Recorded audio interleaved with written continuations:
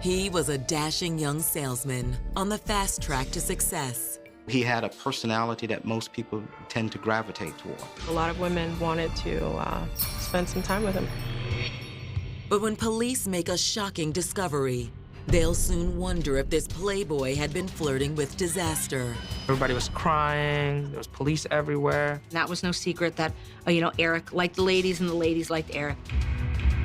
It looked like a suicide, but there were others who believed it was murder. To uncover the truth, investigators will follow a twisted trail where first impressions can be deceiving and looks can kill. I couldn't understand what the guy was saying. It wasn't an argument.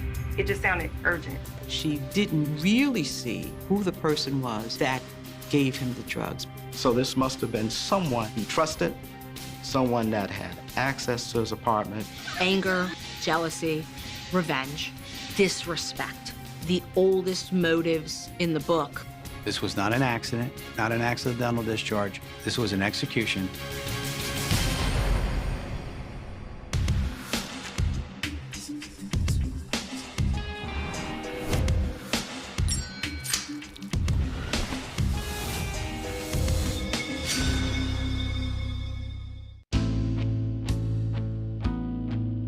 June 6th, 2012.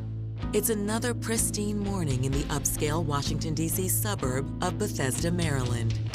But while most of the city's residents are making their daily commute to the nation's capital, 34-year-old car salesman Eric Samoa is noticeably absent from work. Eric Samoa was a responsible person. He showed up for work every day. Eric hasn't showed up for work again? No, sir, and I can't get him to answer his phone. That's not like Eric. He's not reporting to work. By day 2, the employer has not heard from Eric and calls the family to find out if Eric is okay. Top salesman, a guy who loves his job, falls off the face of the earth. This is Eric's boss at work. Eric's boss contacts his family members to try to determine his whereabouts, but no one has heard from him in a couple of days. Eric is a young person, and young people live with their phones attached to them. It would not be like Eric to not respond to the calls of his family. The alarm bells start to go off that maybe something's amiss and maybe police should go to his apartment and see what's up. That afternoon, police visit Eric's luxury high-rise apartment in nearby Silver Spring, where family members are waiting nervously in the lobby. Hi, are you Eric's family? Yes. If you'll just wait down here, we'll come back down and let you know what we find, okay? When the police go to the apartment, the door had to be unlocked by management to allow the police access when he did not respond to the knock.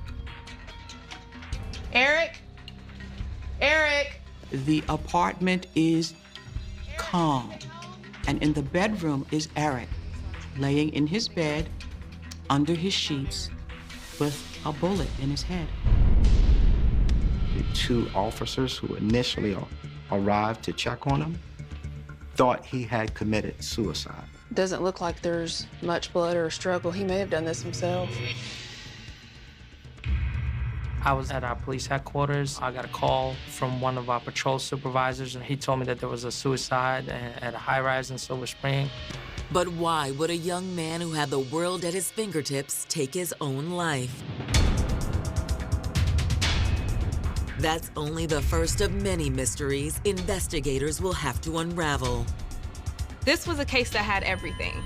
Mystery, multiple lovers, drugs, suicide, and it wasn't something that was gonna be solved quickly or without a lot of luck.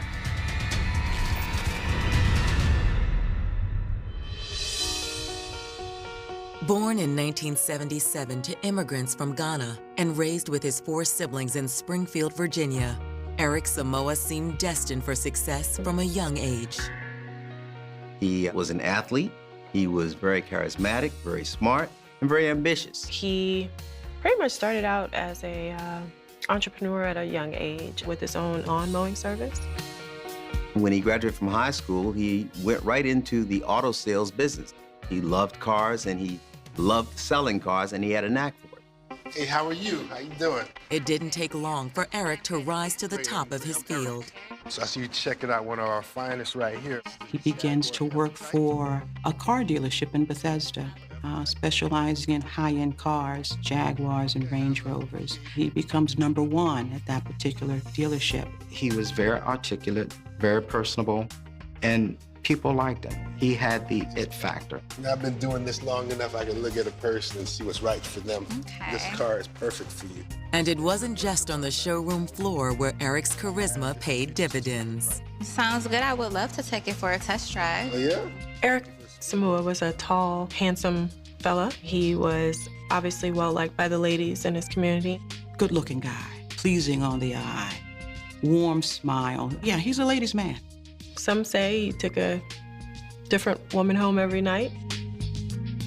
Despite his playboy reputation, Eric was a family man at heart and was always on the lookout for that one true love. Eric wanted to be able to get married to someone he loved, have children, start his own business, and really take off from there. Then, one day in 2011, a beautiful businesswoman was browsing the cars at the dealership and immediately caught Eric's eye. Hello. Hey, I'm Eric. I'm Denise. Hey, Denise. Can I help you with anything? Yes, I'm definitely interested. What can you tell me about When Eric met Denise, the sparks flipped. This car would look perfect on you. You look so beautiful in this car. They met while she was buying a Jaguar at the dealership, and they started dating. So you think I would look beautiful in this car? You would look beautiful in this car. Okay, so this is you're the car. beautiful outside the car, but in the car. Though there was a bit of an age difference, Eric asked Denise out on the spot. Denise was years his senior, which probably means she was bringing something to the table that Eric needed. After Eric and Denise's first date, the relationship went from 0 to 60 in a heartbeat. Denise described it as a very loving relationship. Eric would constantly be at her house. She would be at his house at times, or his apartment at times. And what are we doing tonight? I think we should stay in, watch a movie, have some food.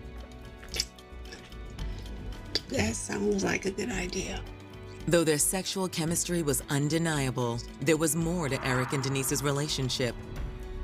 They also had the makings of a successful business team. In addition to selling cars and being very successful at that, Eric was also starting to develop his own business. He was starting a nursing staffing company, and he saw that as the next wave as the healthcare industry was exploding, and he wanted to get in on that and make money. The relationship was very good, actually. She's in business, so she would help him out in his business affairs and was kind of guiding him into his future. Eric Samoa seemed to have it all: looks, money, love, and an entrepreneurial spirit that was poised to carry him to even greater heights. By 2011, Eric is on a roll. He's not just selling upscale cars. He's in the game where you want to be. But on June 6, 2012, the same young man who was on such a roll now lies dead in his bedroom, a single bullet in his head. The investigators thought it might be a suicide because of the way his body was positioned in the bed with the covers pulled up as if he had done it himself. Maybe he had overextended himself. Maybe he was in debt. But soon some serious questions would arise about that theory and leave police wondering if Eric's death was more nefarious than mere suicide. There's no gun in the bedroom. There's no gun anywhere in the apartment. Just a shell casing and a dead body.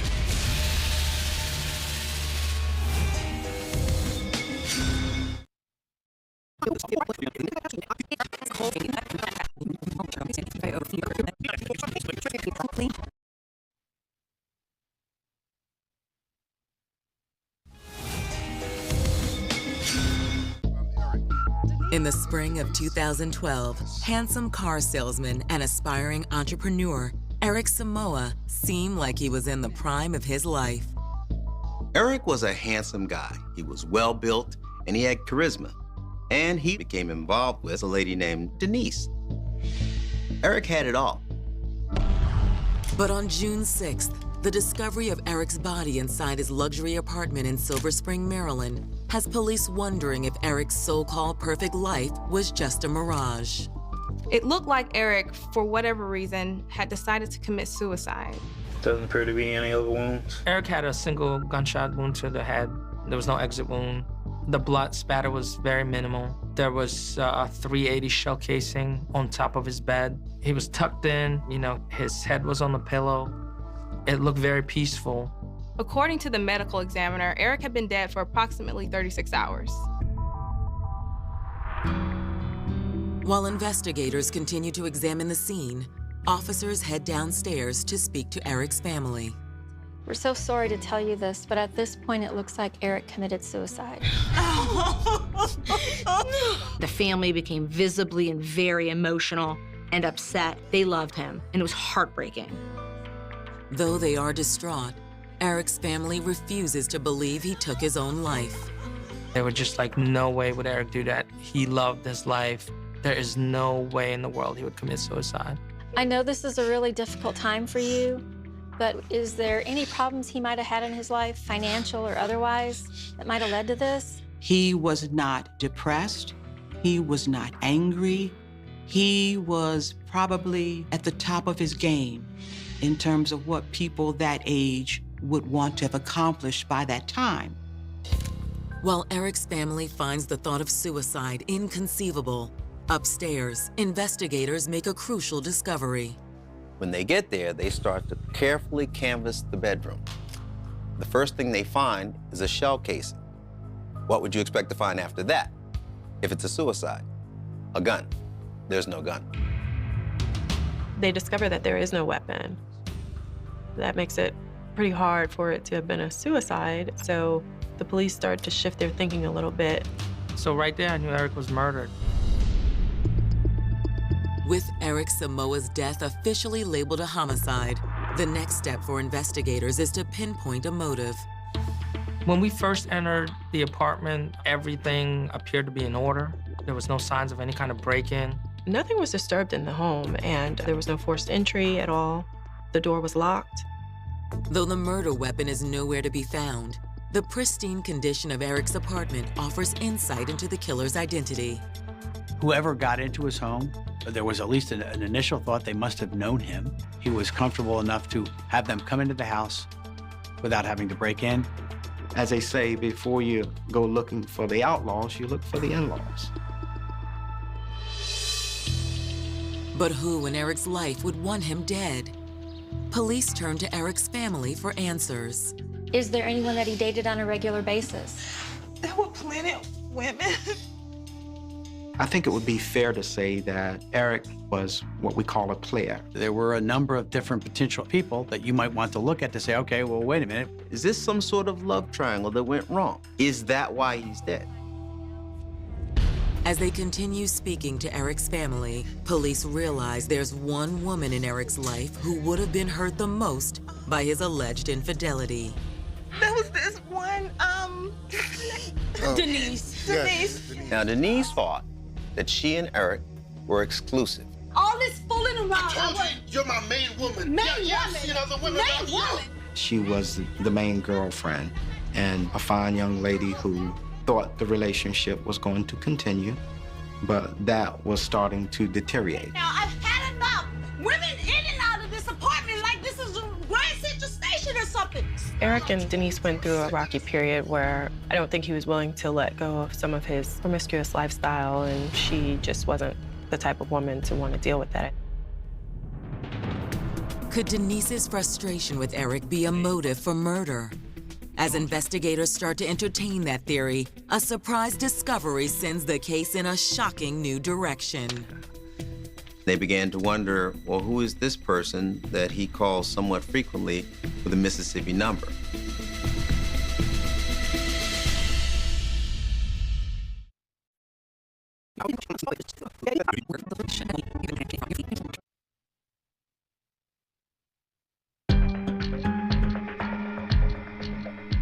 It's been 2 days since Eric Samoa was shot dead inside the bedroom of his high-rise apartment in suburban Maryland. Because there's little evidence of a struggle or signs of forced entry, investigators believe the killer was likely someone Eric knew and perhaps even trusted. The police began to focus on who could have possibly done this to this particular young man. The first person that would come to mind would be a love interest. According to Eric's family, businesswoman Denise Jenkins was Eric's primary girlfriend, and she allegedly had access to his apartment. The police learned that the relationship is on the out. Apparently, he couldn't keep his hands off other women, and that was becoming a problem. But was Denise so angry at Eric that she would resort to murdering him? On June 8, 2012, detectives bring Denise in for questioning. I think you know why you're here right now. Yes. So were you and Eric having relationship issues? According to Denise, she called Eric on the night of June 4th, just 48 hours before his body was discovered, for what she claims was a final goodbye. We just decided to part ways. We had nothing in common the night. She said they spoke on the phone around 2 o'clock in the morning, where they said their goodbyes. They were having a conversation about going their separate ways. So it stood out to me as possibly being a motive, that maybe there was a little bit more to this conversation, and they did break up that day. And then she decided to come back to the apartment and kill him. But when detectives continue to press Denise, she doesn't wither under questioning. In fact, she asserts that her and Eric's problems weren't really rooted in infidelity.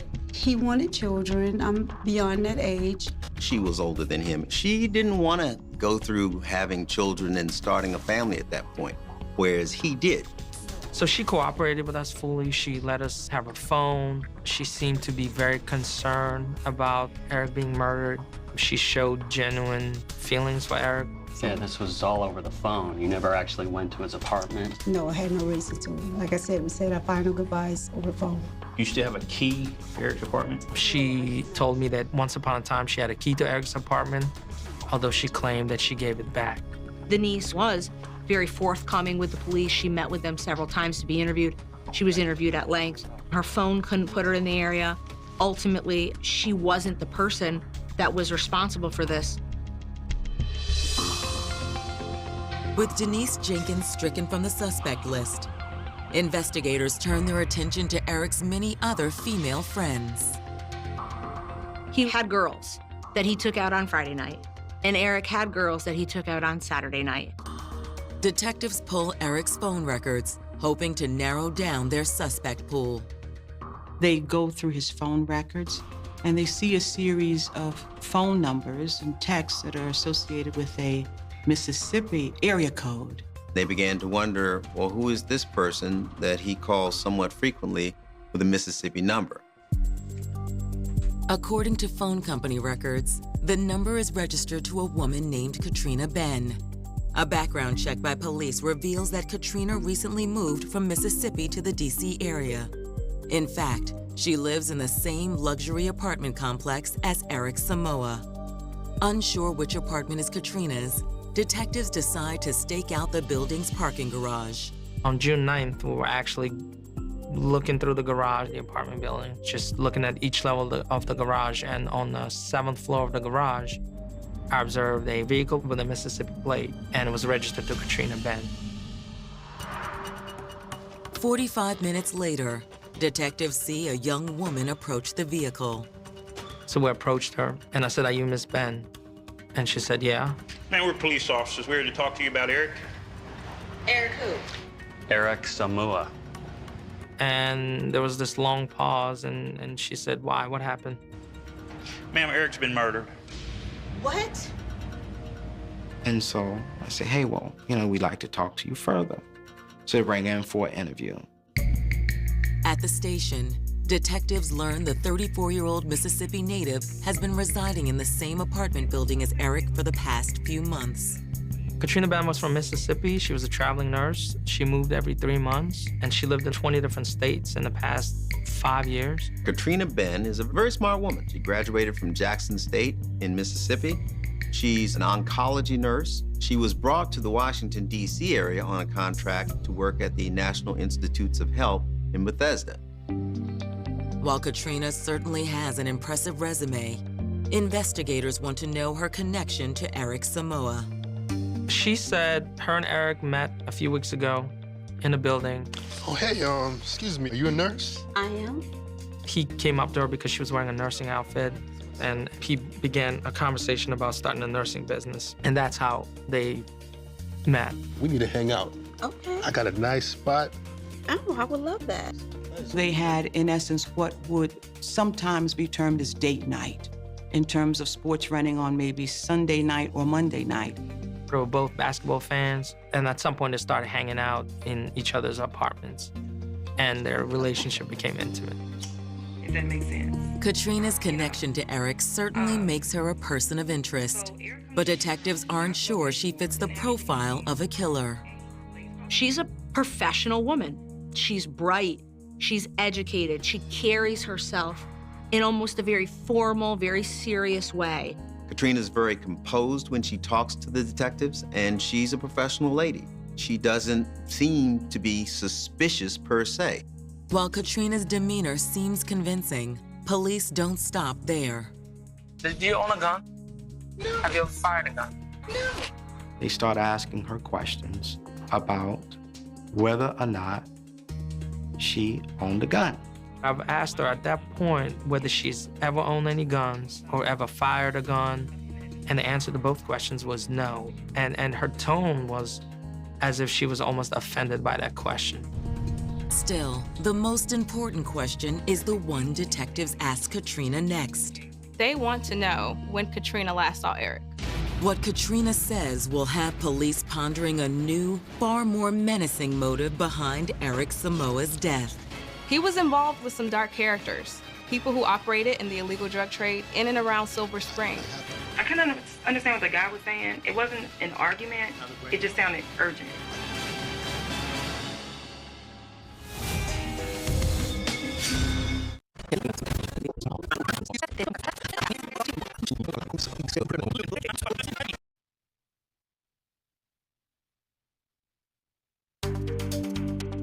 Three days after Eric Samoa was found shot to death inside his upscale Silver Spring apartment, investigators are trying to determine if his neighbor-turned-lover, Katrina Ben, had anything to do with his death.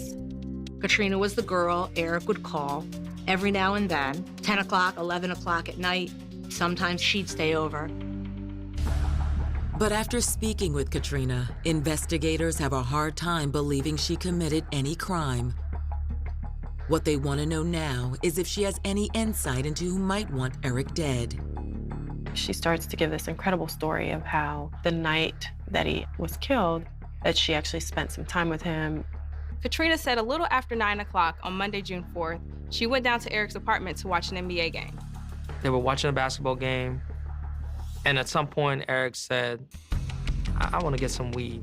So, a few minutes passed by, and he calls somebody else. This person is either Will or Whip. I don't know. It sounded like he was saying Will at first. Katrina said that she doesn't smoke weed, she's a nurse, but he said, it's just down the street. Why don't we go? It's not a big deal. According to Katrina, she went with him as they drove to a neighborhood to purchase weed from a man that she said she didn't know. Katrina says that Eric finalized the deal on his cell phone while slowly pulling his car over on a dimly lit side street. I'm looking at him, we're talking about something. Before I can even turn and see who's getting in the car, the back door opened. What's up, man? What's up, man? Got it? So the guy gets in the car, and it was real quick. The whole deal, whatever they did. Eric had money, he gave him the money. Woo!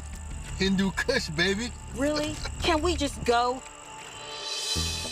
Katrina says the drug purchase went off without a hitch.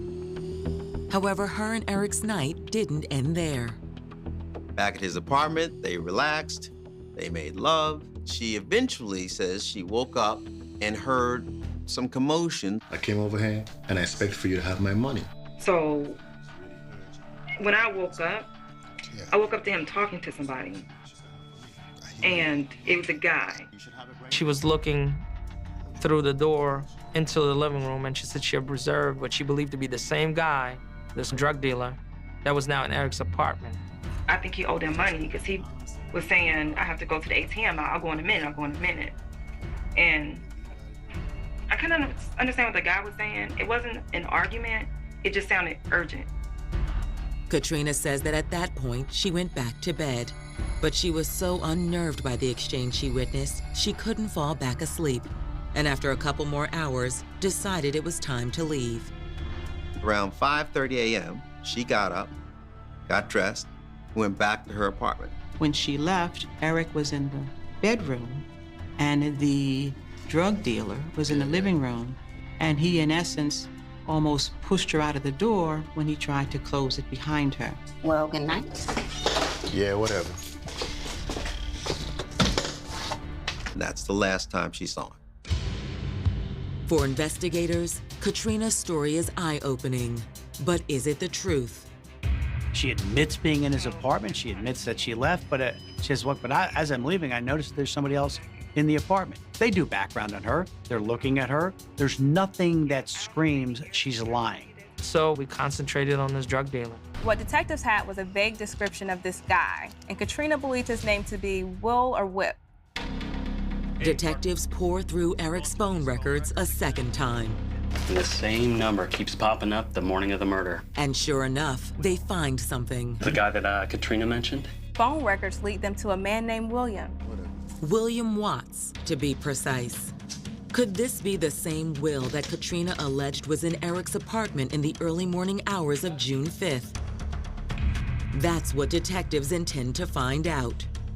We set up surveillance on his residence. He was seen leaving in his car. He was followed to a neighboring county where he basically was involved in the drug deal of a large quantity of marijuana. And at that point, he was arrested for that drug deal. William is taken to the Montgomery County Sheriff's Department, where Detective Reuben interviews him. I interviewed him about Eric. And initially, he denied even knowing Eric, selling to Eric, and not even knowing what this is about. I don't know anybody named Eric. Give it up, William. We know. You sell to him. At some point, he basically confessed to selling Eric a little bit of marijuana that night.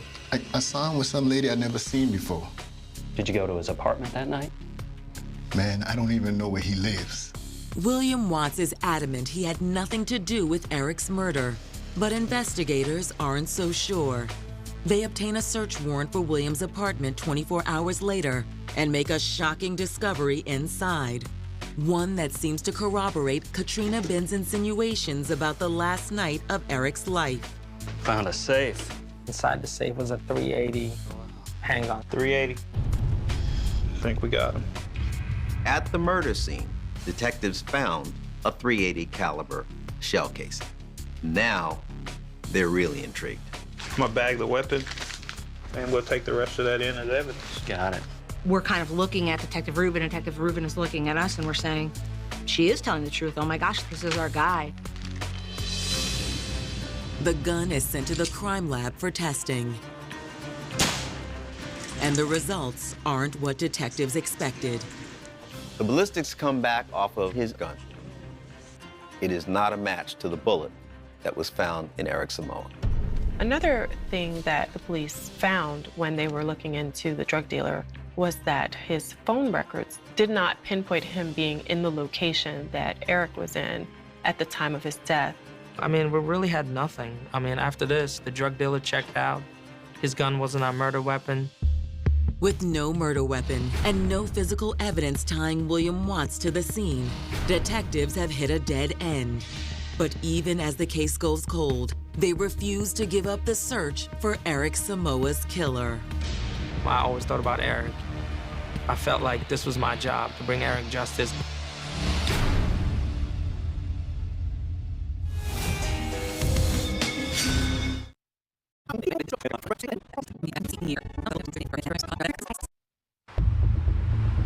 May 2013. It's now been 11 months, and detectives in Montgomery County, Maryland have yet to make an arrest in the shooting death of suave car salesman and notorious ladies' man, Eric Samoa. They had looked at Eric's long-term girlfriend, Denise. They had looked at Katrina Ben, as well as a local drug dealer. So after this, we kind of went nowhere. We had no other leads. But as the months have gone by, the case has continued to eat away at Detective Reuben. I felt like I wasn't doing my job, like finding the person that killed him. So I would continuously pick up that case and work on a thing here or a thing there. One avenue Reuben decides to explore seems like a long shot. He decides to check with the evidence lab and see how many pistols were handed in or recovered in Montgomery County.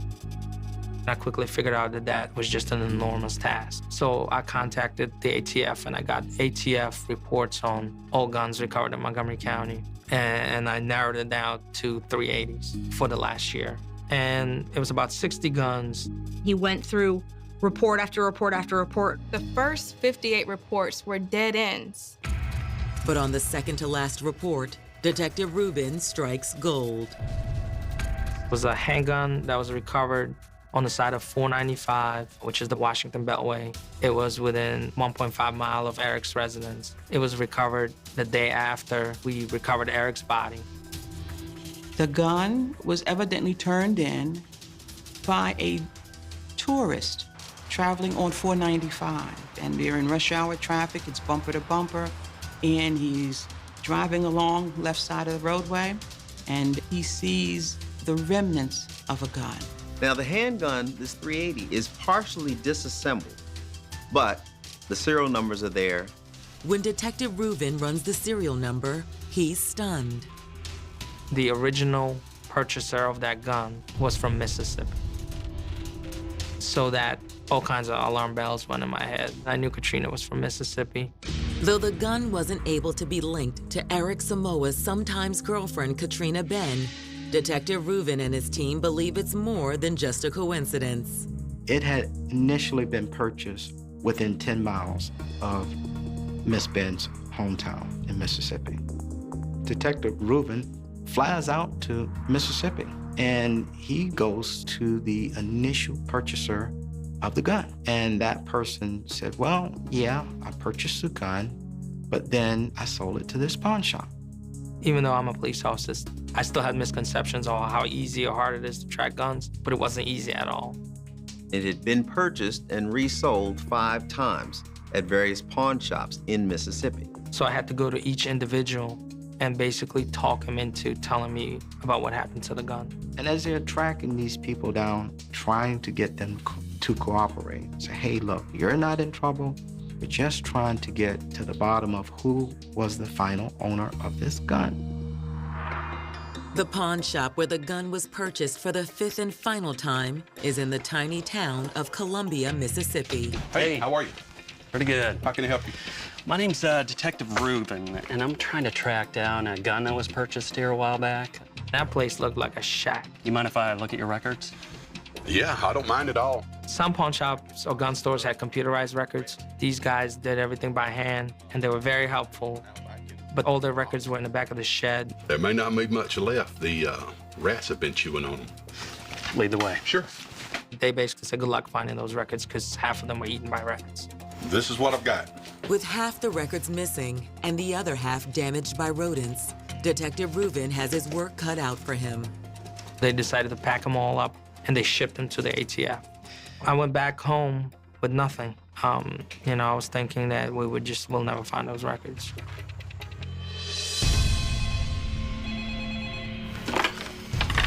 Hello, this is Detective Reuben. A week passes. Finally, on June 12th, 2013, Detective Reuben gets a call from agents with the ATF. The ATF called me and they were like, we found a receipt from this pawn shop and we're faxing you something right now. You're kidding. All right, thanks a lot. Thanks. He was on pins and needles. You know, he's excited now. He's had a cold case for months. Will this fax be the break Detective Reuben has been looking for? Or will it simply be another dead end?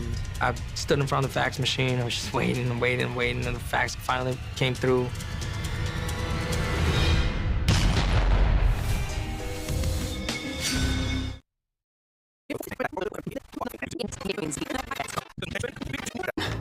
All right, thanks a lot. Thanks. Bye. After 12 painstaking months, Detective Dimitri Reuben of the Montgomery County Sheriff's Department is about to discover if his search for the owner of the gun used to murder Eric Samoa has paid off.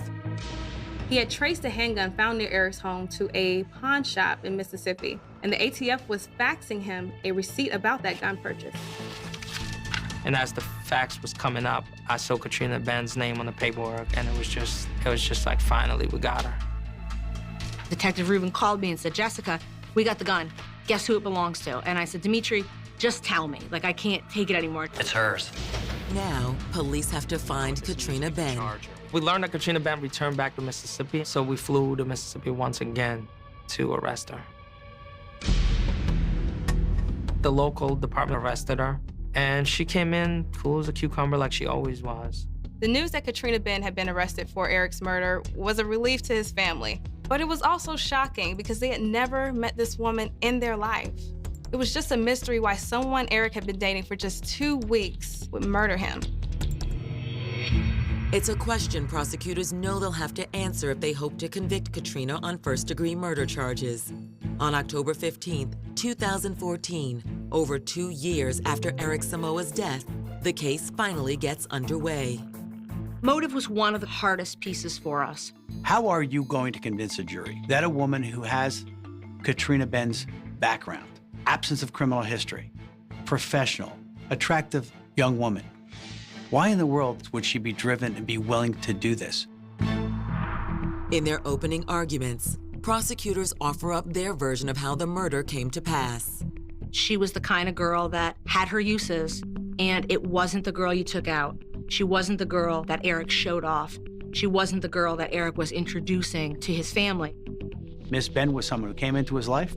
They started a relationship. I don't think it really was of much consequence to him.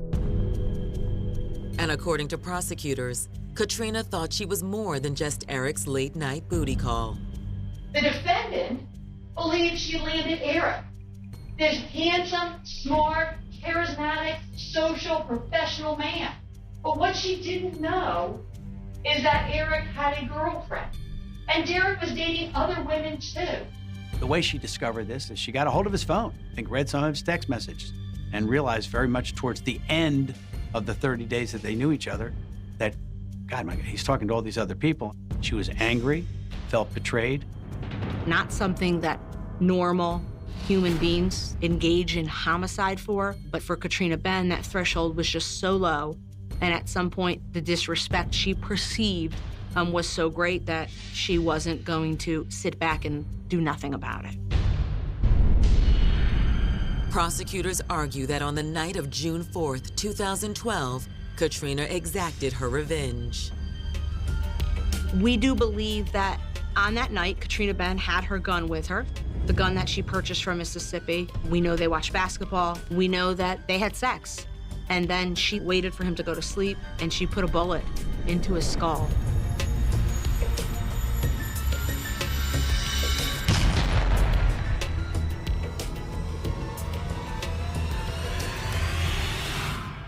One shot, point blank range into Eric's head. This was an execution. After laying out their theory of what happened, prosecutors introduce a mountain of physical and circumstantial evidence to support it.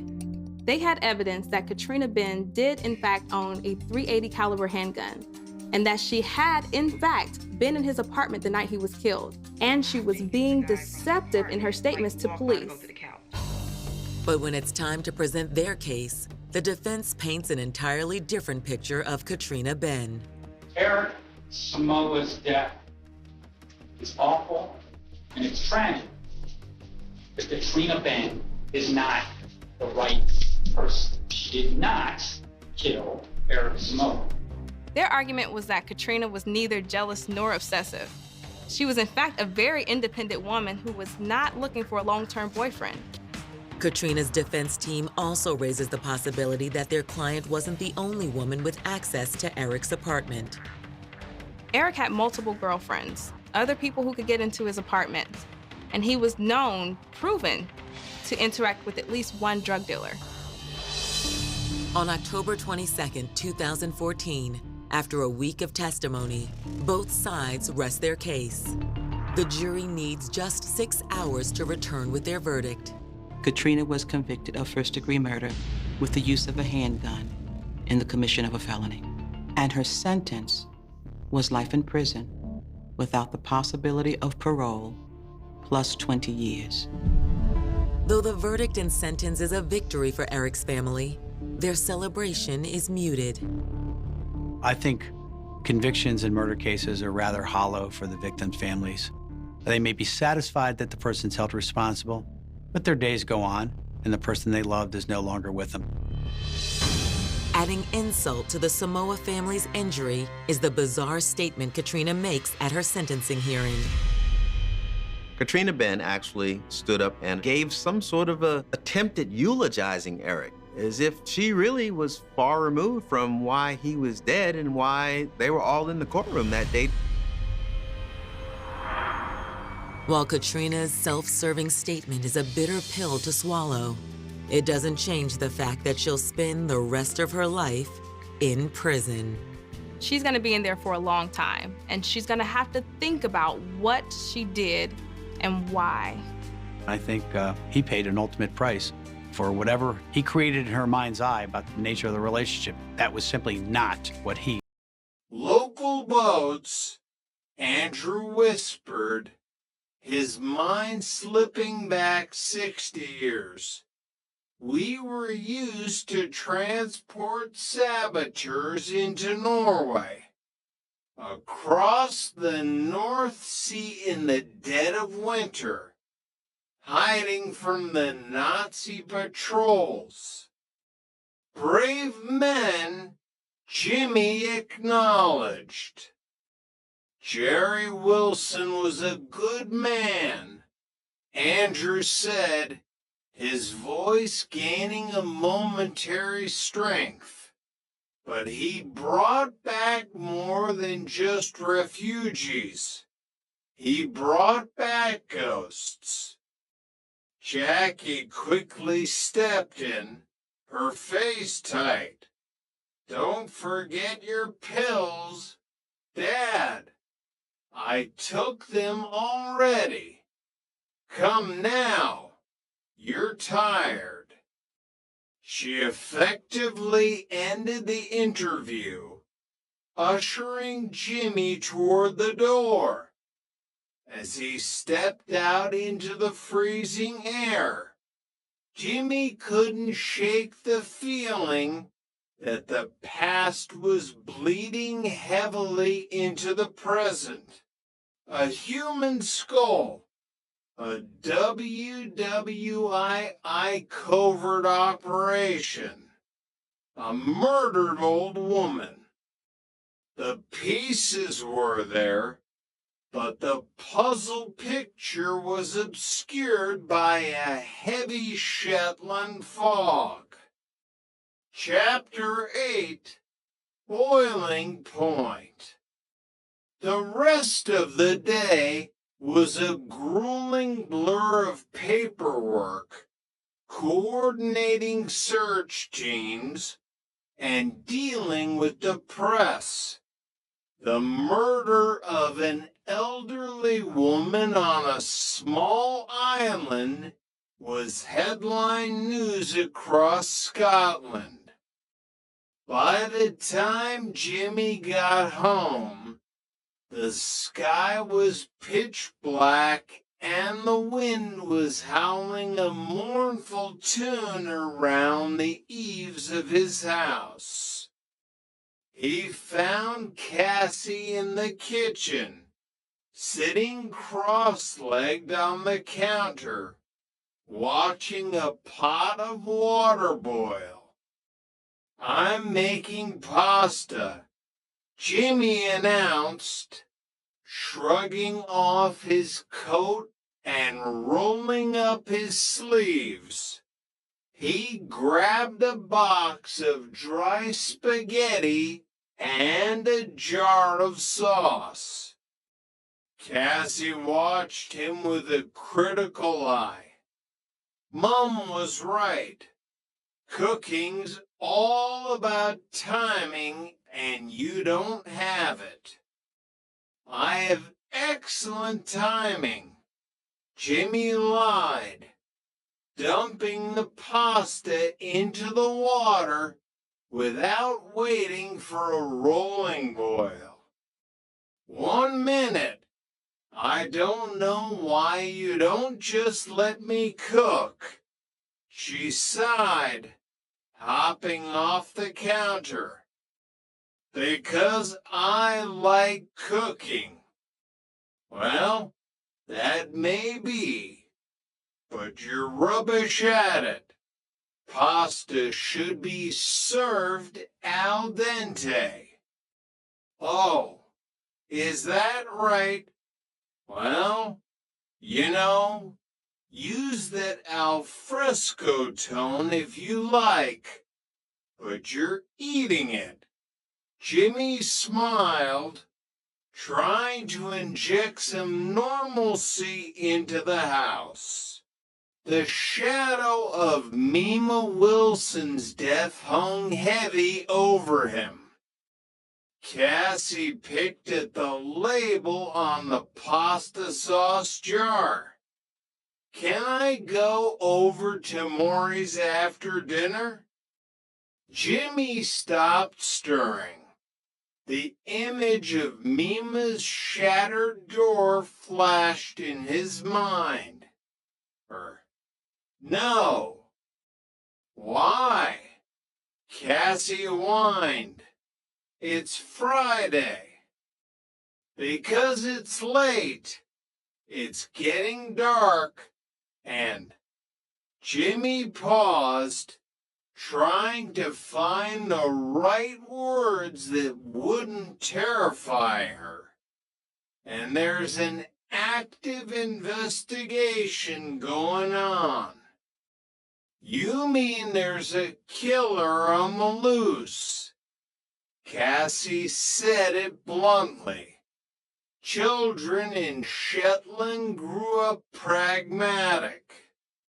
In fact, until this Mima Wilson business is over, I don't want you going anywhere on your own, Jimmy said firmly. School, home, and nowhere else unless I'm with you. Cassie rolled her eyes dramatically. Dad, it's Shetland, not Chicago. I don't care, Jimmy snapped, his anxiety flaring. He took a deep breath, reining it in. Please, Cass, just for a few days. Do it for my blood pressure. Later that evening, after a dinner of distinctly un al dente pasta, the doorbell rang. It was Duncan Hunter. Jimmy let him in, offering him a beer, which Duncan accepted with a nod. They sat in the living room, the atmosphere strained but civil. What's this I hear about you trying to buy Mima Wilson's place in Bressay? Jimmy asked, cutting straight to the chase. Duncan took a sip of his beer, unbothered. Word travels fast. It's true. I want to build holiday lets. The view up there is spectacular. Tourists would pay a premium. Chris Dinkins said you're turning into Shetland's answer to Donald Trump, Jimmy observed wryly. Oddly, I take that as a compliment. Duncan smirked. Anyway, no joy. Joseph wanted the deal to go through, but unfortunately, it's not his land. Mima held the deed tight. It is his land now, Jimmy pointed out, watching Duncan's reaction closely. Duncan held his hands up. Ho, Jimmy, I might be a capitalist, but I'm not a murderer. I had no idea what happened until I heard it from Craig this morning. I could do without the uphill battle here. People will think Ronald Holdan got drunk and shot Mima by accident, or that I paid someone to do it. Well, thinking's fine, Jimmy said softly, leaning forward. But I have to be sure. I know your problem. Duncan sighed, leaning back. You think it's perfect here. You want this island protected at all costs. You want it frozen in amber. But things change. Jimmy, a wee bit more sunshine, and you'd turn it into Benidorm if the money was right. I wish, Jimmy muttered. Nah, you know, I just think most people here don't want to lager their souls for a quick buck.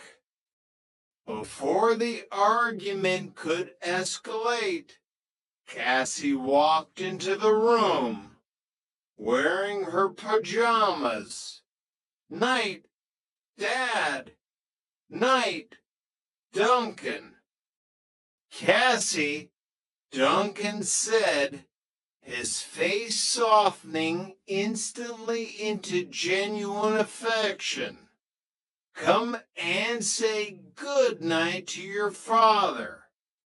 Cassie walked over and hugged Duncan. See you the weekend. Okay. Duncan smiled. After she left the room, Duncan stared at the doorway for a long time. She's another thing that'll change. She'll get bored of Shetland soon.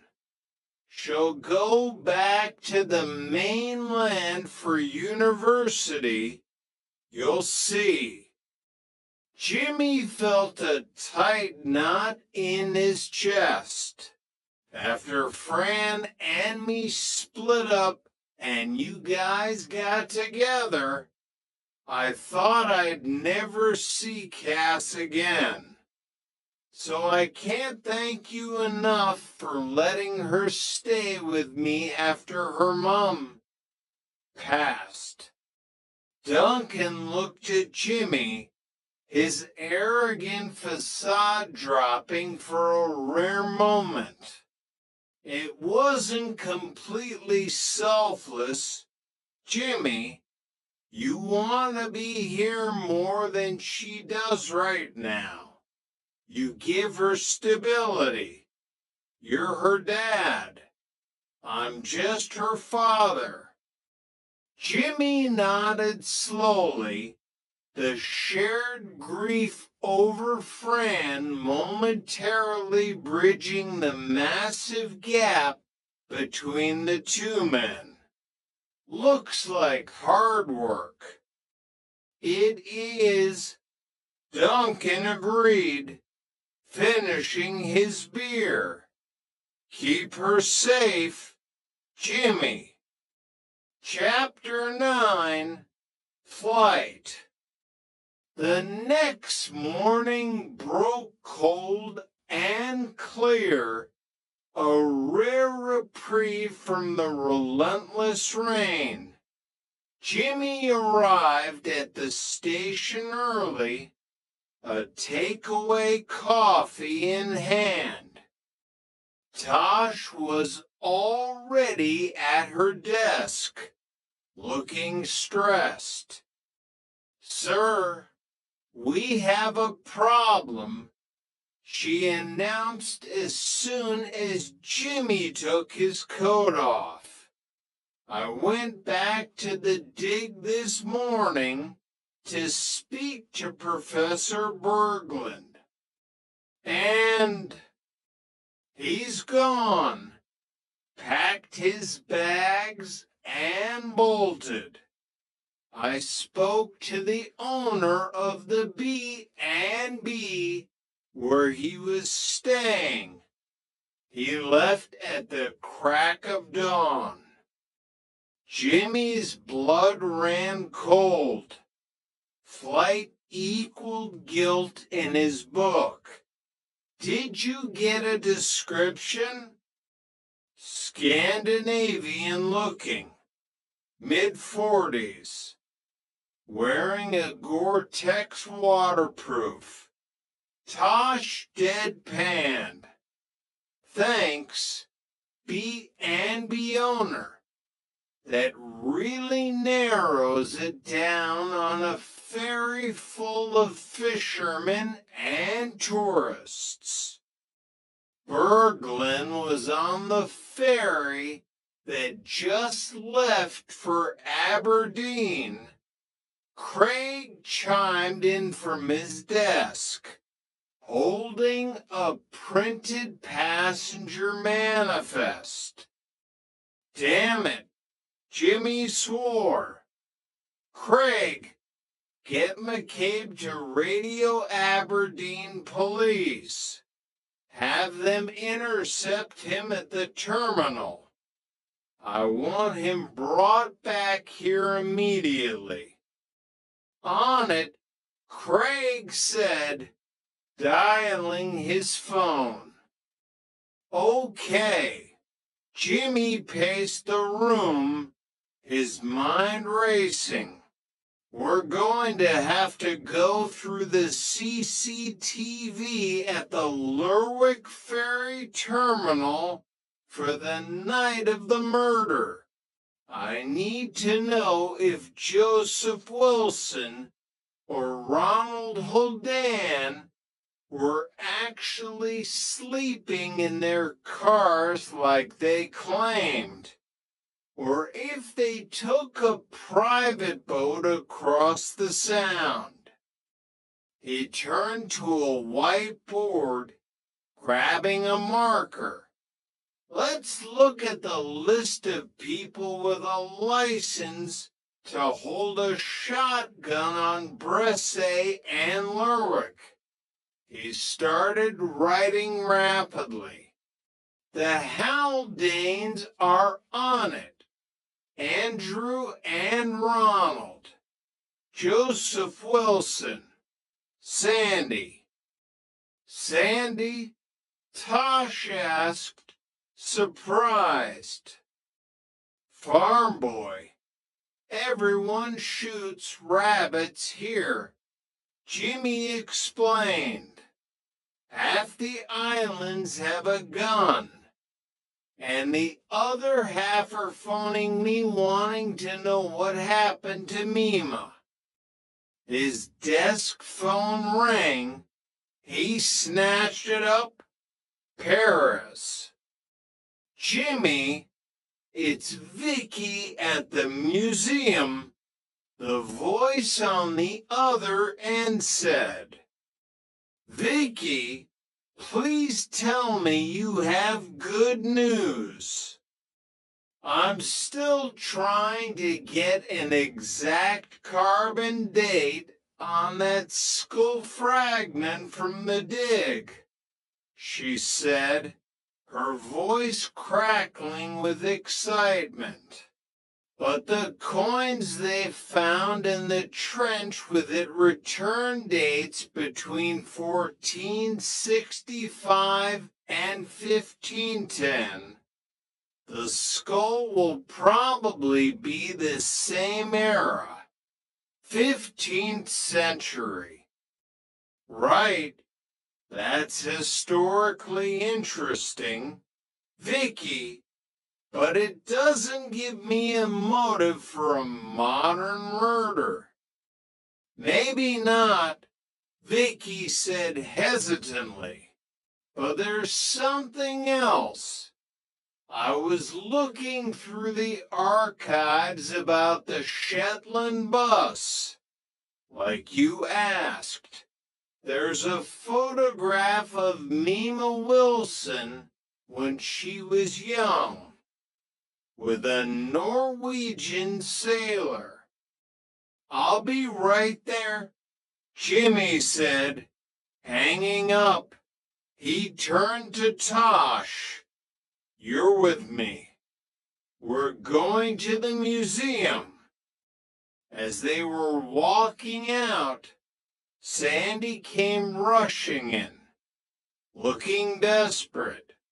Inspector, I thought you were with my dad. He wants to know when my granny's body can be released for the funeral. Jimmy sighed, feeling a pang of sympathy.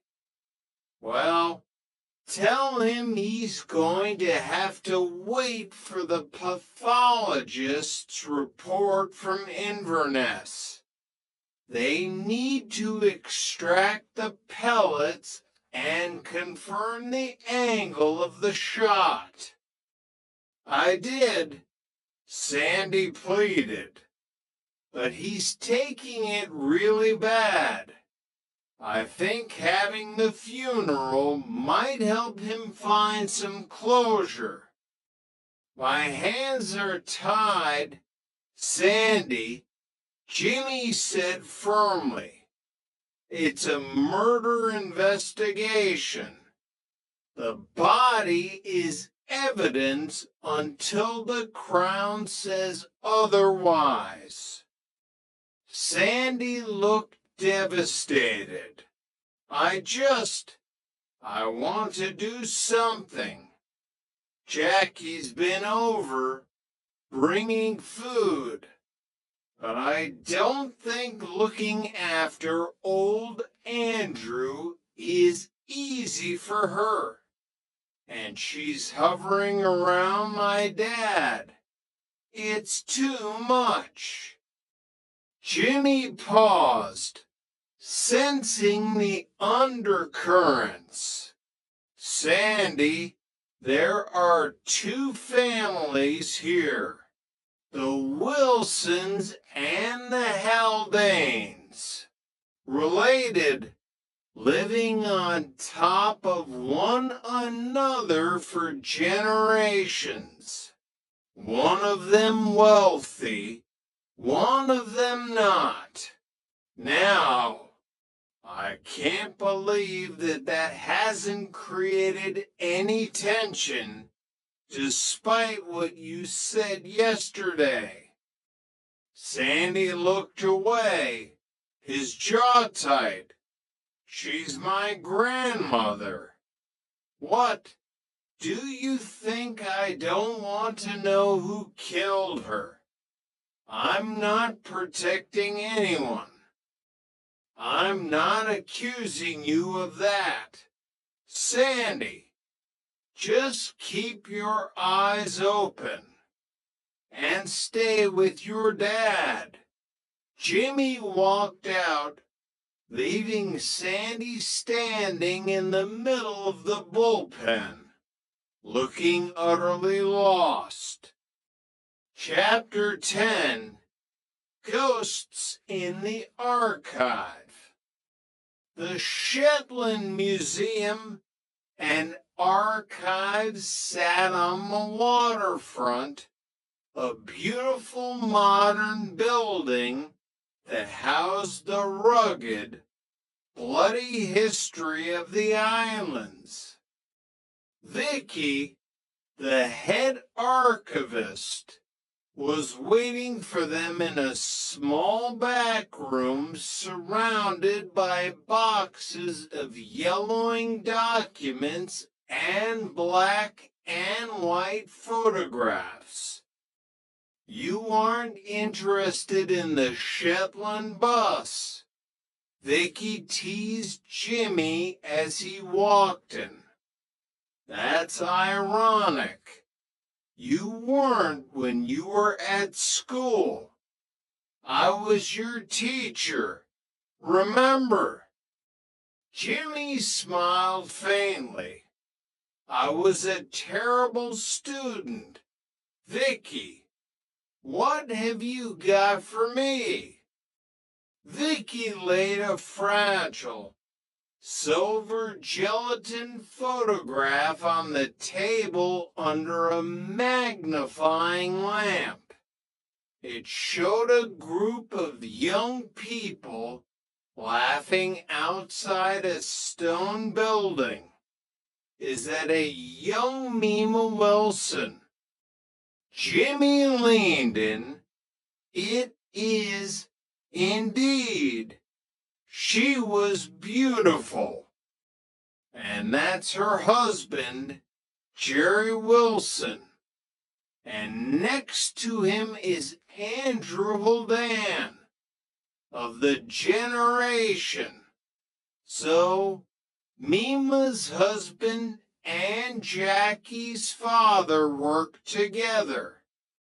Alongside Norwegian sailors, Vicky explained, pointing to a tall, strikingly handsome blonde man in the photo standing very close to Mima. Between 1940 and 45, they took spies, supplies, and large sums of money across to Norway. Sometimes they'd bring back refugees. To take the Shetland bus became a synonym for escaping the Nazis. Dangerous work, Tosh murmured, looking at the faces. So young, yet their eyes looked old. Incredibly, Vicky nodded. Anyway, not all our lads survived. Some were betrayed by a double agent. Jerry Wilson and Andrew Holdan were lucky to make it back from a botched run in 43. A double agent? Jimmy asked, his detective radar pinging. Yes, people say the Shetlanders discovered who the double agent was. A Norwegian hiding among them. And they meted out their own brutal form of justice. They killed him, Tosh asked. It's just a rumor. A ghost story, Vicky shrugged. But there's no official record of this man. She tapped the blonde man in the photo ever leaving the islands. His name was Per Lundstedt. Jimmy stared at the photograph. Mima Wilson was looking up at Per Lundstedt with an expression that was undeniably intimate. Not the look of a friend, the look of a lover. Tosh, will you wait here a minute? Jimmy said softly. Yes, sir. Tosh stepped back, sensing he needed a moment to process. Jimmy looked at Vicky. Tell her anything. Nothing seemed to shock her. Mima was a tough old bird. But if she found out that the skull dug up on her land belonged to an old lover or a murdered spy, then she'd have a reason to want the dig shut down immediately. Vicky finished the thought before they could identify the bones. Jimmy's phone buzzed aggressively in his pocket. It was Craig at the station. Boss, Craig's voice was tense. We've got a situation. A bad one. What is it? It's Ronald Holdan. He was found by the road near the Bresse Ferry Terminal, unconscious. He's been beaten half to death. Chapter 11, Retribution. The hospital room smelled of bleach and sterile gauze. Ronald Holdan lay in the bed, looking like a ruined mountain. His left eye was swollen shut, his lips split, and his arm in a cast. Jimmy stood at the foot of the bed, his face grim. Nothing on CCTV. The attack happened in a blind spot near the industrial bins. Okay. Well, you must have some idea who did this to you. Ronald. Ronald groaned, shifting painfully. It was dark, and I was, well, I'd had a few. They didn't rob you then? Jimmy asked, noting that Ronald's expensive watch was sitting on the bedside table. I don't think so. No. No. Nothing taken. Jimmy said, his voice dropping to a dangerous register.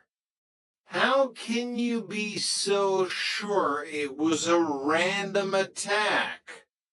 Why would someone beat a man of your size into a coma unless it was personal? Because people blame me. Ronald suddenly shouted, wincing as the effort tore at his ribs. The door flew open and Jackie Holdan rushed in, her face pale with fury. Get out! She screamed at Jimmy. Look at my boy. I told you not to come here and badger him. Mom, I'm fine, Ronald mumbled. Who did this? Jackie demanded, turning on Jimmy. My boy wouldn't hurt anyone, let alone his own family. Make sure people understand that. Please. Everyone on the island is whispering that he shot Mima for the land. Come on, Jackie, calm down, Jimmy said, holding his hands up. You should be asking yourself who really inherits the land. Jackie spat venomously. Meaning? Well, it's not us, is it? She sneered. It's Joseph, and that useless boy of his, Sandy. Jimmy left the hospital feeling like he was wading through treacle. Every answer bred 3 new questions. Was Ronald attacked by a vigilante who thought he killed Mima? Or was he attacked by the real killer to keep him quiet? He got back into his car and drove toward the station. He needed to talk to Professor Berglund. The Aberdeen police had apprehended him at the ferry terminal and were holding him for questioning. When Jimmy walked into the Lerwick interview room, Professor Paul Berglund looked less like an esteemed academic and more like a cornered rat. He was sweating in his Gore-Tex jacket. You're a hard man to track down, Professor, Jimmy said, pulling out a chair and sitting opposite him. I was just on my way to see you on Bresse this morning when I found out you'd bolted. I didn't bolt, Berglund said defensively, his accent slightly clipped. I had a funding meeting. I had to be there in Aberdeen. The university is threatening to pull the plug on the dig. Sorry, am I to believe that your funding is more important than a murder investigation on your doorstep? Am I a suspect? Berglund countered, his eyes darting to the mirror.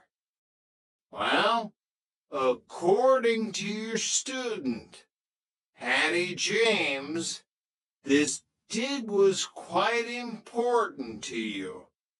It was your last chance to make a major discovery. And Mima could have closed it down at any moment.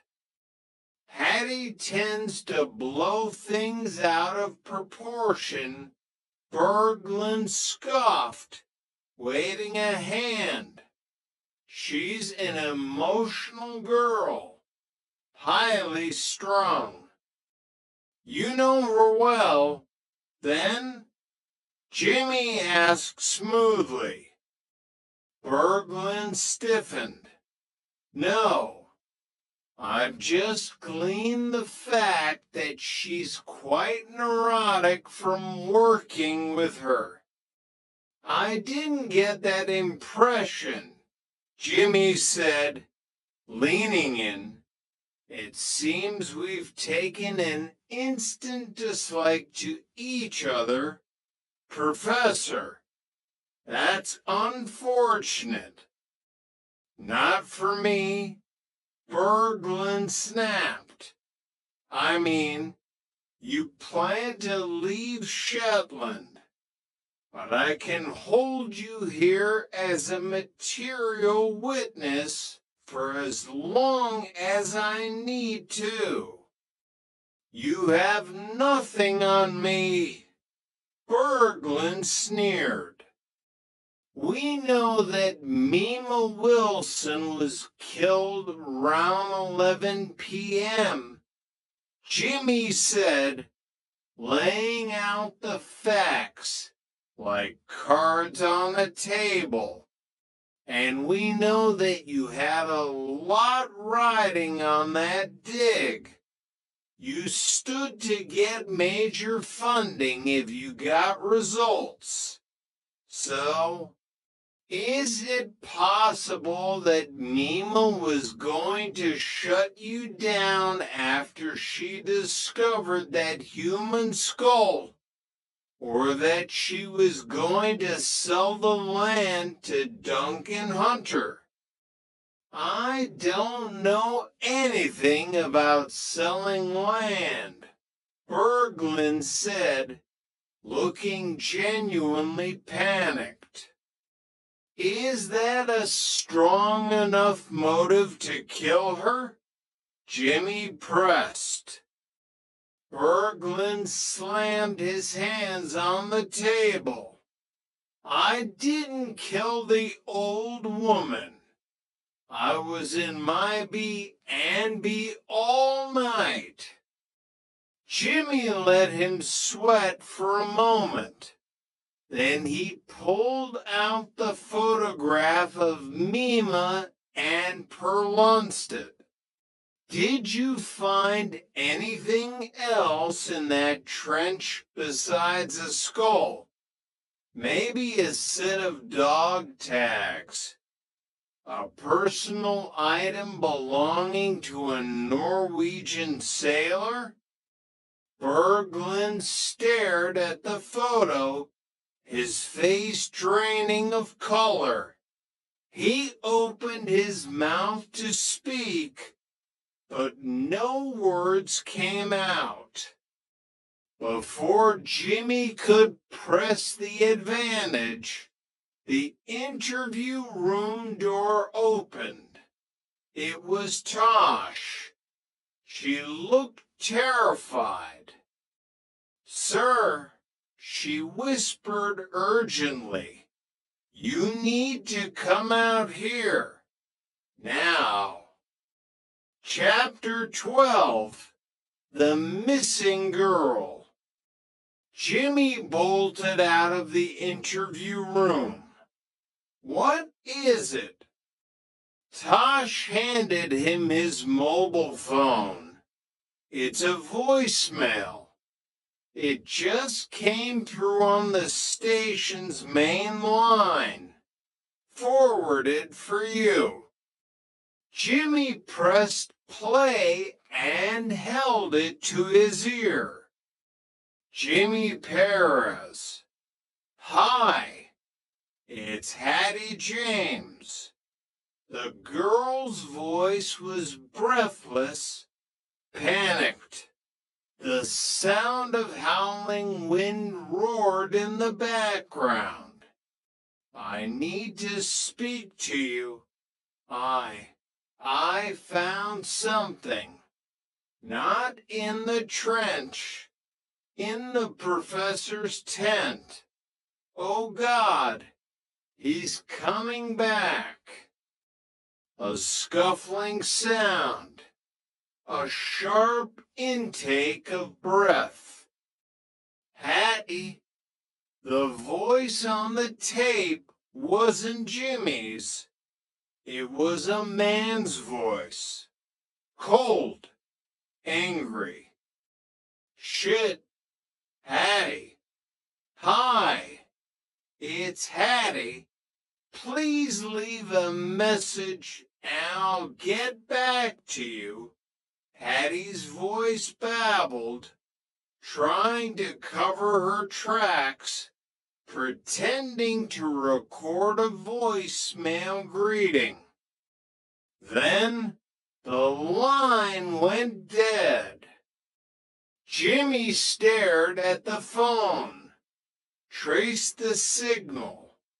Where did this come from?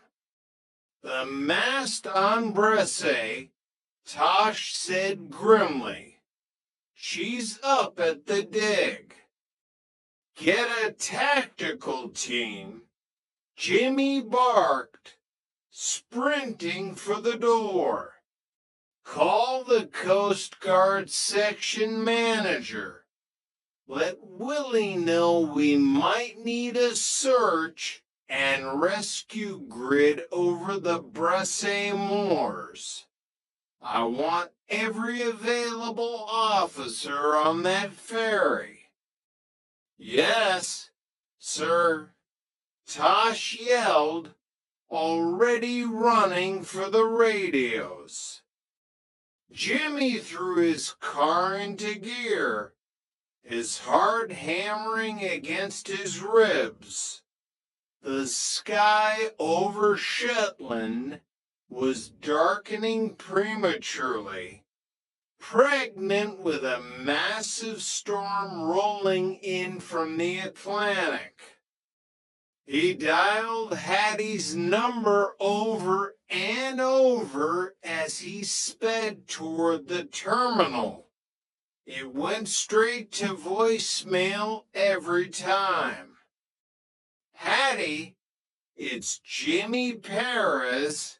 He left a message, his voice tight with controlled panic. We've just been up at the bog end. Give us the phone. Quick. He was talking to himself, cursing the island's terrible reception. When he reached the Bresse Croft, the wind was at gale force.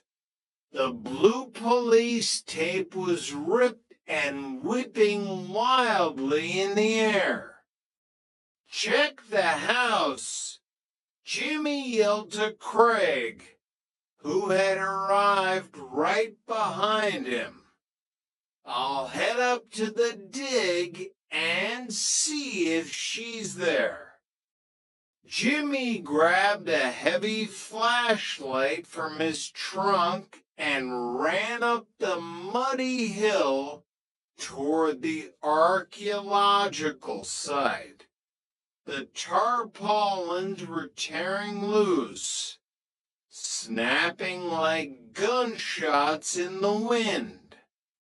Hattie, he roared, his voice instantly swallowed by the storm. Hattie. He reached the main encampment. The professor's tent was unzipped, the flap blowing wildly. Jimmy drew his baton, stepping carefully inside. The tent had been ransacked.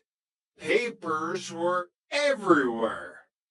A laptop lay smashed on the floor. Hattie, he called out softly. He swept the flashlight beam across the mud. He saw a set of footprints leading away from the tent, deeper into the peat bogs. Small boots. Someone running. Jimmy followed them. The rain was lashing down now, a freezing, blinding sheet of water that soaked him to the bone in seconds. He slipped in the mud, catching himself on a jagged rock, tearing his gloves. He pushed on, fighting the terrain. The bogs were treacherous, full of hidden sinkholes and deep trenches dug for peat. Hattie.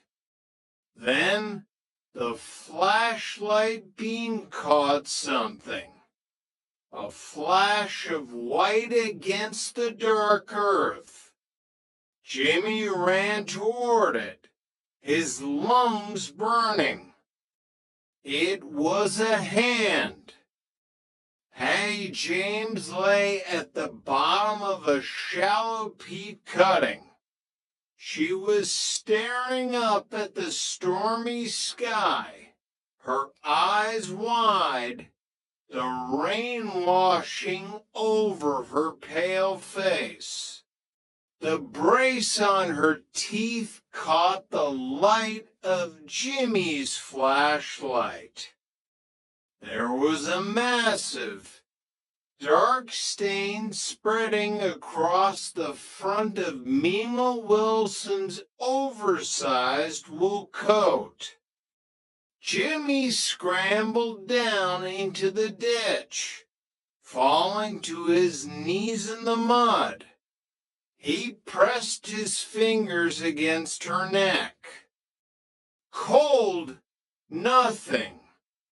Oh, good God, Jimmy whispered, the horror of it paralyzing him for a fraction of a second. He grabbed his radio, pressing the transmit button with a shaking, blood-stained thumb. Inspector, can you hear? Hello, can you hear me?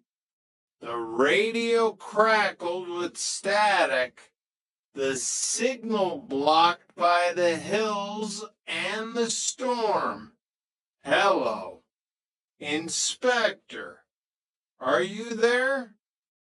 He was completely alone with the dead girl. He looked down at her.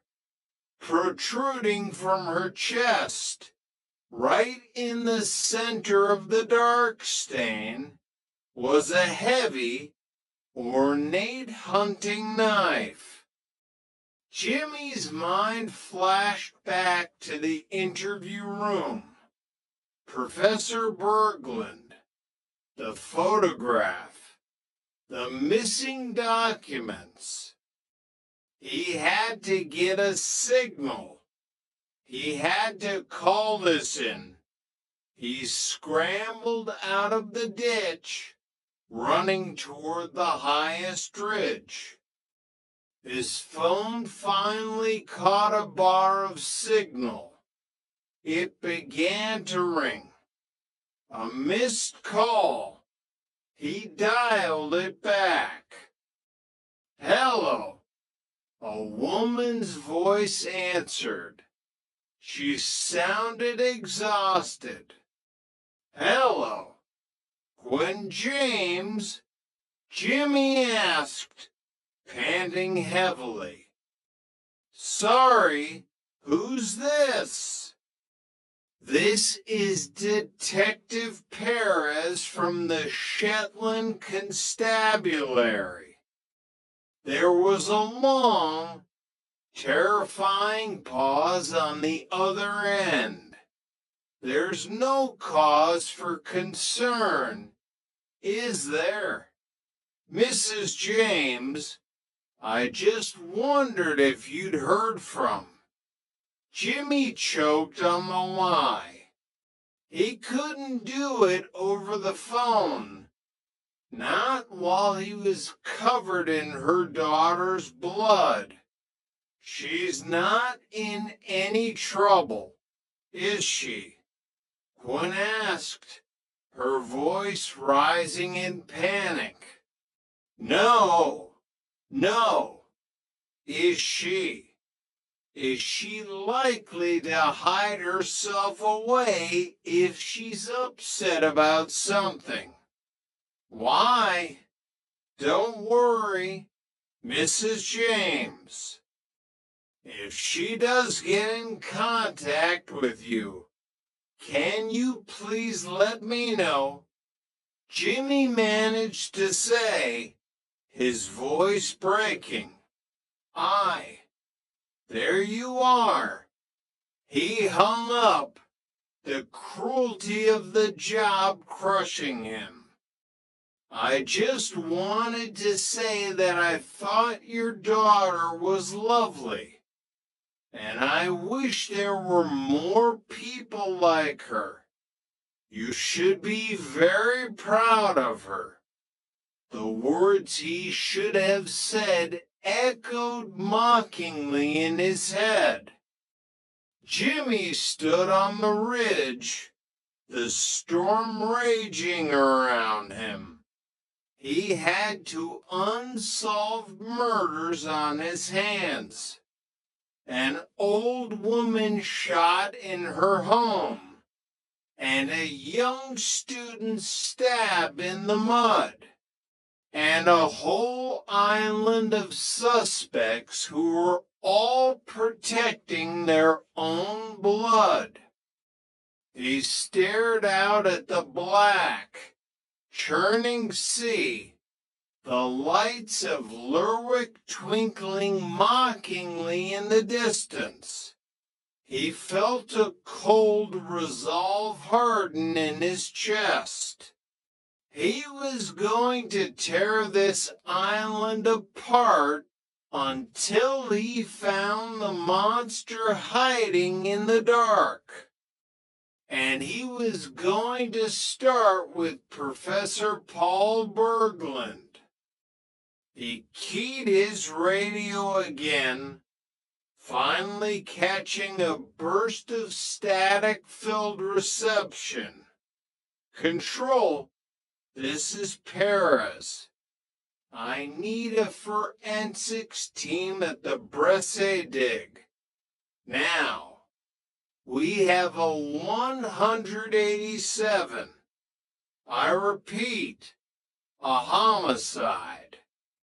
He looked back down into the ditch, the rain washing away the evidence, washing away the girl. Where the hell have you been? Jimmy muttered to the wind, thinking of the killer. You knew I didn't want you going out on your own, but yet you did it anyway. He knew what the professor would say. She used my knife to kill herself. I didn't say she killed herself, Professor. Jimmy whispered into the storm. But she found something.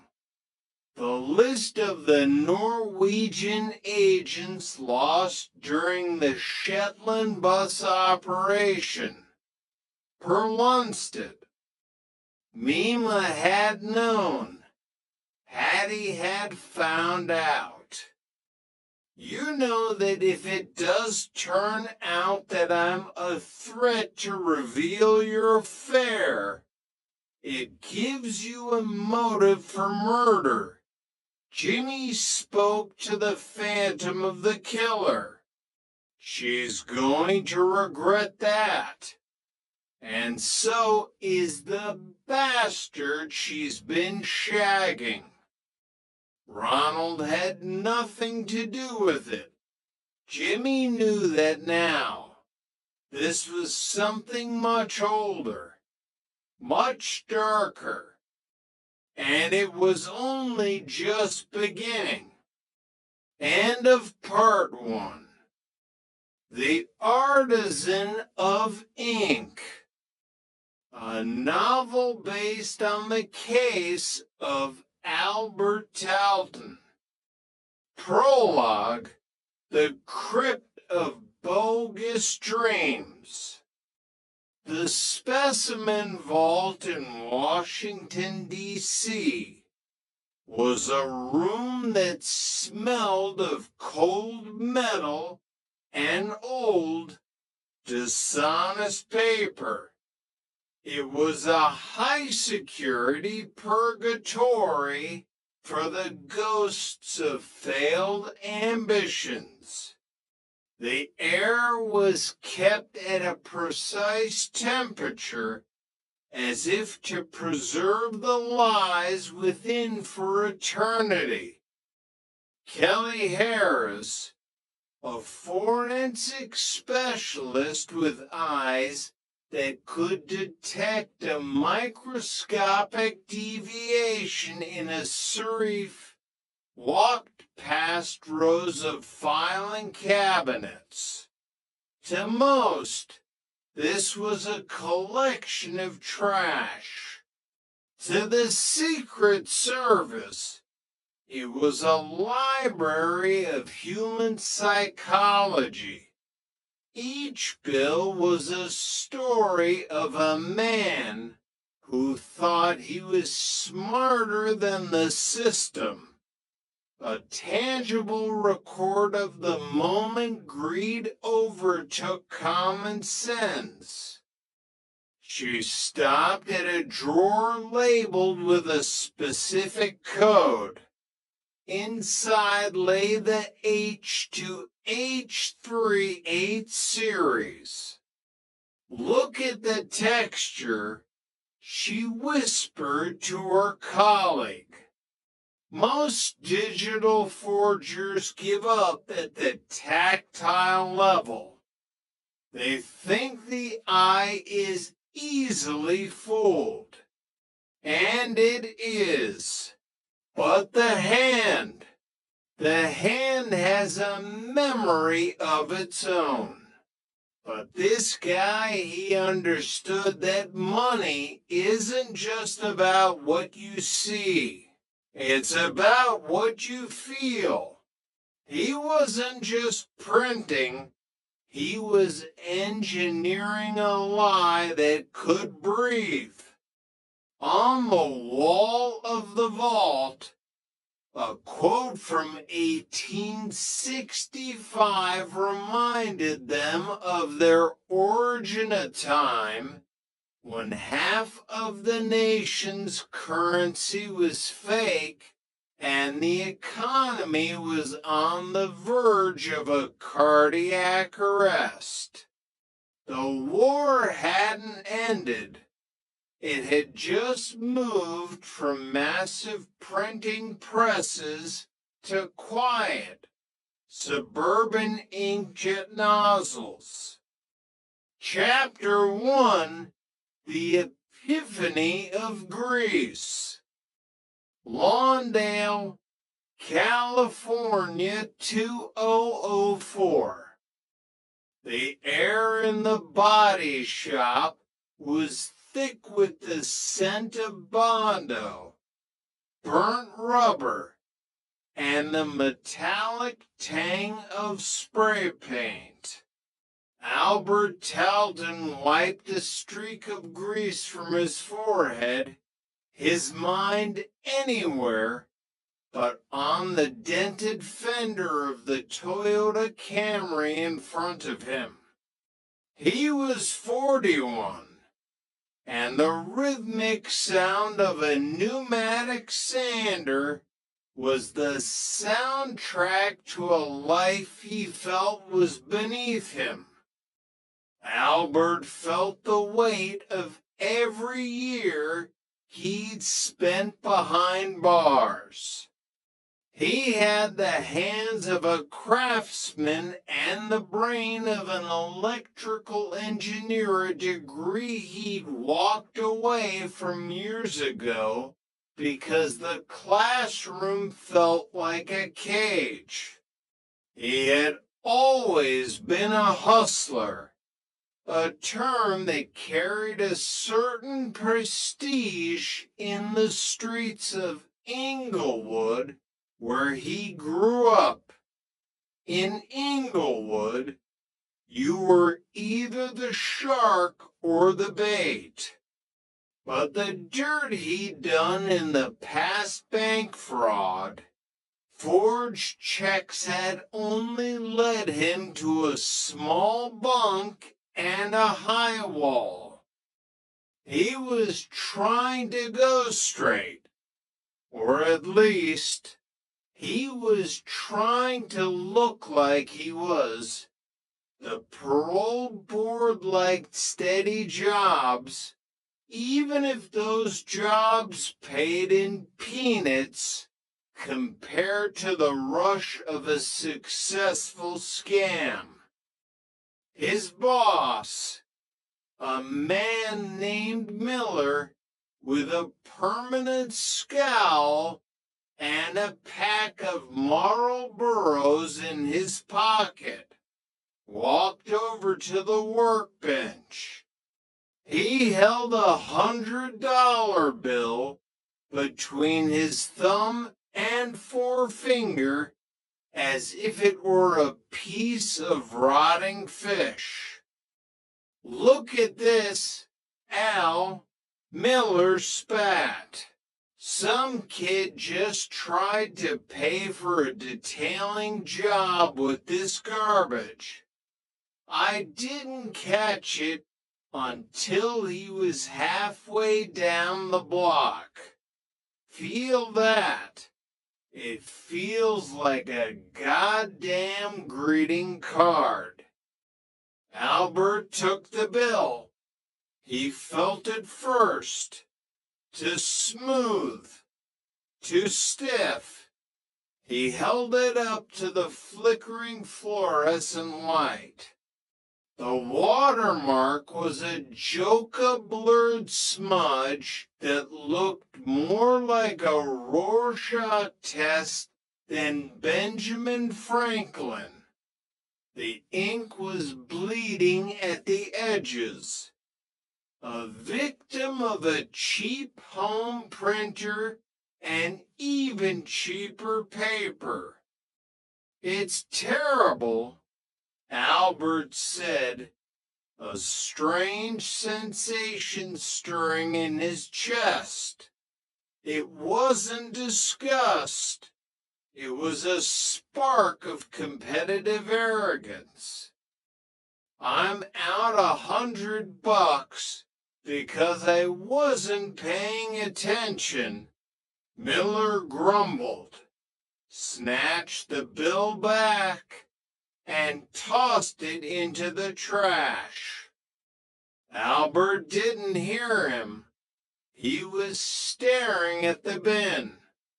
He thought back to his childhood, to the time he'd taken apart a Bose speaker just to understand how they'd squeezed so much bass out of such a tiny enclosure.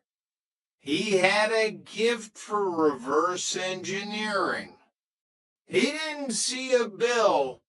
He saw a set of technical hurdles waiting to be cleared.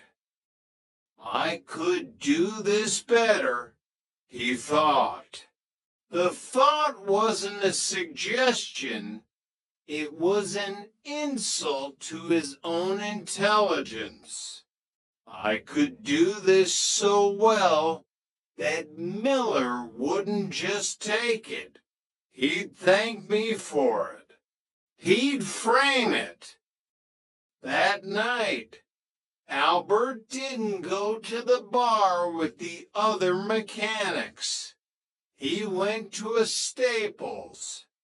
He bought an all-in-one printer, a scanner, and a stack of paper. The total was less than $200. It was the cheapest investment in an empire the Secret Service would eventually call the most prolific digital operation in history. Chapter 2, The Laboratory of Illusions. The kitchen of Albert's small apartment became a sanctuary of light and chemicals. For months, the only sound was the rhythmic shick of the inkjet carriage moving back and forth. The smell of cooking food was replaced by the ozone of electronics and the sharp scent of industrial solvents. Albert sat hunched over a laptop, his eyes bloodshot and fixed on a high-resolution scan of a 2003 series $100 bill. He had realized early on that the Secret Service's greatest weapons were the security features embedded inside the paper. The watermark, the security thread, these weren't printed on top. They were part of the very DNA of the cloth. You can't print a ghost, he muttered to himself, staring at a genuine $100 bill pinned to his wall like a biological specimen. Then the engineer in him woke up. If he couldn't put the features in the paper, he would build the paper around the features. He began experimenting with recycled newsprint thin, porous, and remarkably similar in feel to the cotton linen blend of U.S. currency once traded. Newsprint had the right flexibility, it just lacked the soul of money. He developed a sandwich method. It was elegant in its simplicity. He would print the front of the bill on one sheet and the back on another. Before gluing them together, he would print a faint, mirrored image of the watermark on the inside of the front sheet using a specialized light gray ink. He'd lay a thin, silver-colored thread meticulously stripped from a different material between the layers. When he glued them together and pressed them under a stack of heavy engineering textbooks for 48 hours, the result was staggering. When held to the light, the watermark appeared to be inside the bill, shimmering with a ghostly presence. The thread was visible, but shrouded, just like the real thing. But there was one final hurdle: the pen. Every retail clerk in America used the iodine-based detection pen. If the paper was wood-based, the iodine turned black. If it was cloth-based, it stayed gold. Albert spent weeks testing household chemicals. Bleach made the paper brittle. Starch made it smell like a laundry room. Vinegar ruined the ink. Then, one afternoon, he watched his girlfriend, Allison Sewell, getting ready for a night out. She sprayed a cloud of hairspray over her hair to lock it in place. Albert's eyes widened. A coating, a non-porous barrier. He waited until she left, then took a test bill into the bathroom. He sprayed a light mist of white rain hairspray over the paper. He let it dry, then swiped the detection pen across it. The line turned black. It had failed. He didn't give up. He went back to the store. He bought every brand. He tried a different brand, Aquanet. It was heavier, more industrial. He applied it in 3 micro layers, letting each one dry completely. He swiped the pen. The line stayed a bright, beautiful, honest orange. Albert Talton stood in his kitchen, surrounded by the smell of hairspray and ink, holding a bill that had cost him roughly 3 cents to manufacture. To the world, it was worth $100. It was the ultimate arbitrage. He didn't feel like a criminal.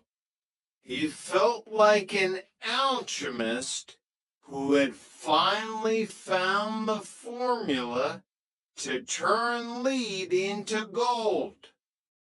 Chapter 3, The Chess Master and the Brokers. Albert knew that the downfall of every great counterfeiter was ego, the desire to spend the money themselves. He had seen it in prison.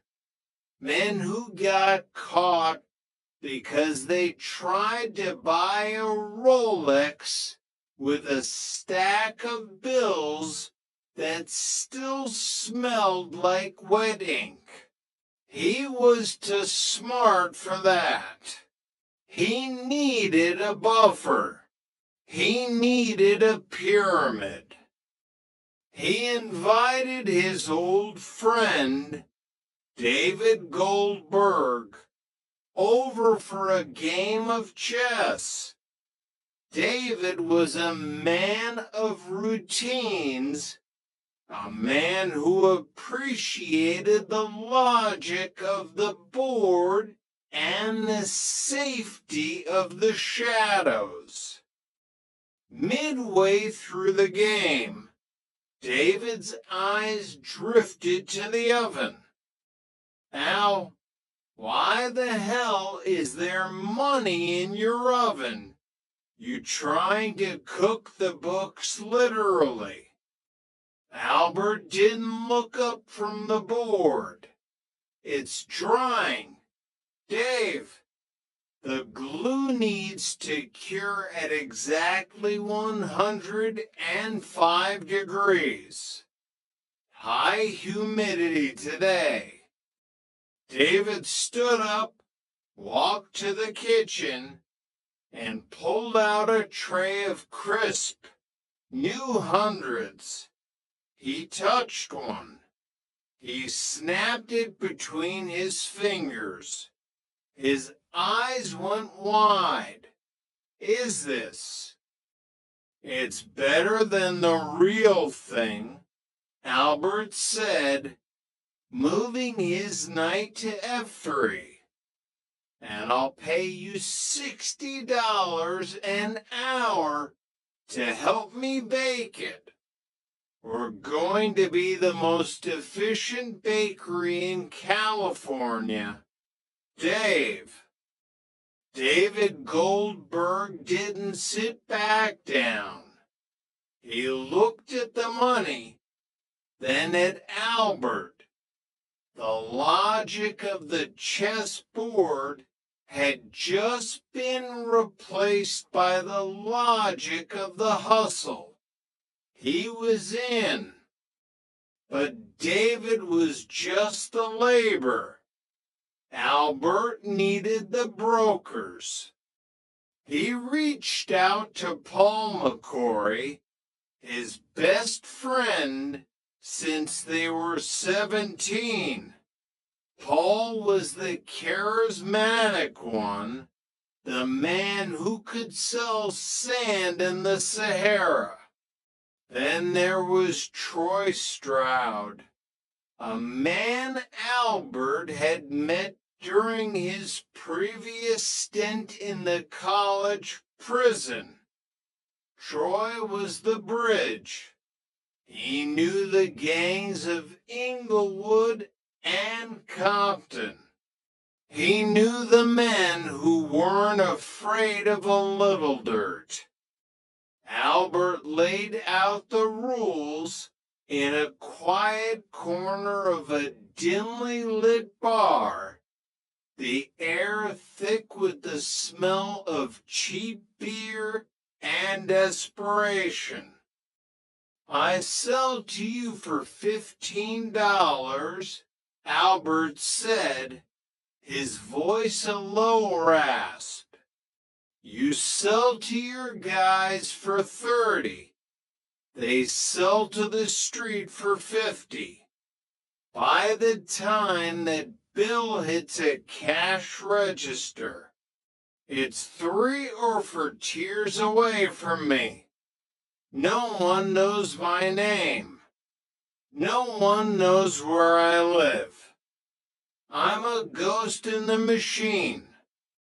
And the gangs, Paul asked, leaning in, they're loud.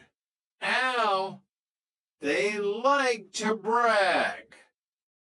Gangs are loyal to the product, Albert replied. They're used to moving weight. This is lighter than coke, easier to hide, and the profit margin is higher. Just tell them the golden rule. 1 bill at a time. Go to a big box store, Target, Walmart, Macy's, buy a pack of gum, a pair of socks, get $99 in real, government-backed change. It's the perfect wash. The system was elegant. It was a machine. Within 6 months, Albert moved out of his cramped apartment and into a comfortable townhouse in Lawndale. He stopped working at the body shop. He started buying things. First, it was the Mercedes, then another for the weekend, then the crown jewel, an Aston Martin, shimmering in the California sun like a silver bullet. He felt like James Bond if Bond had been raised in Inglewood and preferred printers to Walther P. Peaks. He bought a house for Allison in Woodland Hills. He bought 7 flat-screen TVs, 1 for every room, just because he could. He was living the American dream, but his version was printed at 1200 DPI on a recycled newsprint sandwich. Chapter 4, The Street Soldiers. While Albert sat in his air-conditioned townhouse,